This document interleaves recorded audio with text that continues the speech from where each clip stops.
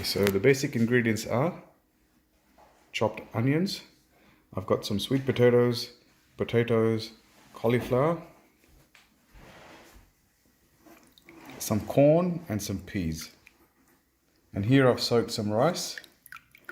I've also soaked some dal with the rice, but soaking the dal is optional. You don't need to soak the rice, but you do need to wash the rice and have it ready. Onions should be finely chopped, if possible. With the vegetables, you can use any vegetables that you want. So first, in a pan, I'm going to add some oil.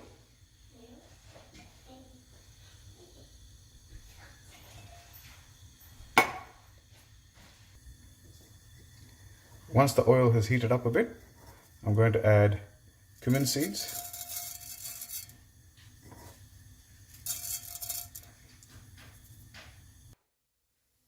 To this, I'm going to add some chopped ginger. You can also add some chilies at this stage, but I'm not adding chilies in this recipe. Fry these up till the ginger cooks just for about 30 seconds or so. I've now added the onions. Fry this till the onions become more or less well cooked, maybe a little brown. The onions are more or less cooked. What I'm going to do before I add the spices is I'm going to just turn the stove down a little bit. And at this stage I'm going to add the Sindhi Biryani masala. You can see I'm adding quite a lot of masala here because this is the only spice that's going to go into this entire dish. So don't hold back. That's the masala that I have used. But you can use any biryani masala. Just give that a good stir. And then to this, we're going to add some chopped tomatoes as well.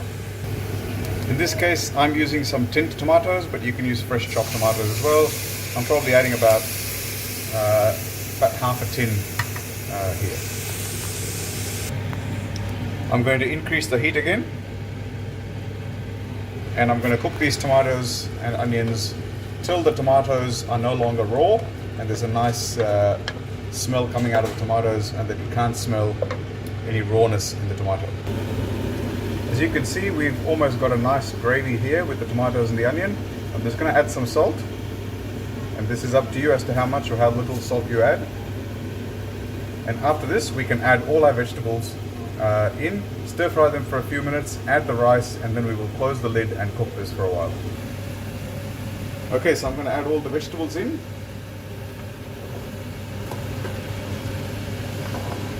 All at once.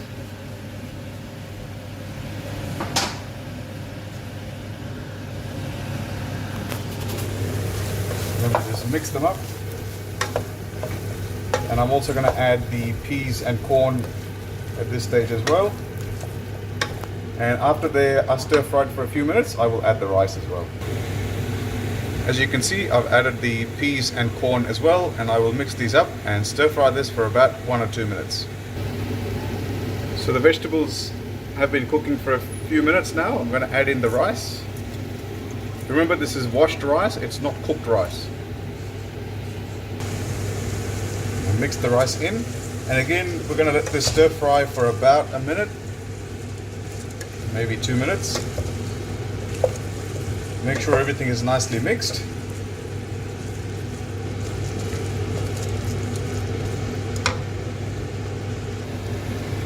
At this stage, I also like to add in some yogurt into this dish. You can add in, I'm adding in about 2 to 3 tablespoons of yogurt here. Now, if you do add yogurt, what you have to remember is that the amount of water that you add to this dish has to be adjusted. You add a little less water if you actually put in yogurt, because yogurt has some water in it as well. So I'm mixing in the yogurt along with the rice and vegetables. Now, by this stage, a lot of the vegetables are already starting to cook, but we do need to make sure that everything is cooked properly.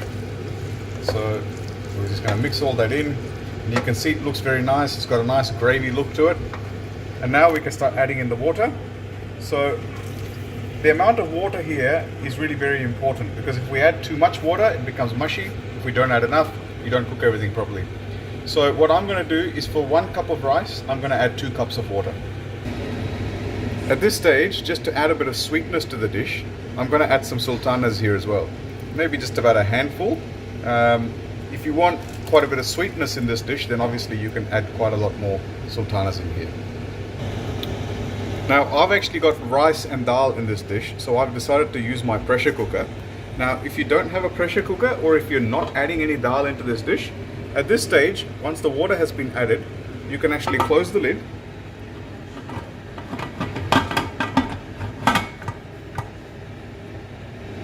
And you can cook this. I'm going to cook this for about 3 whistles on my pressure cooker.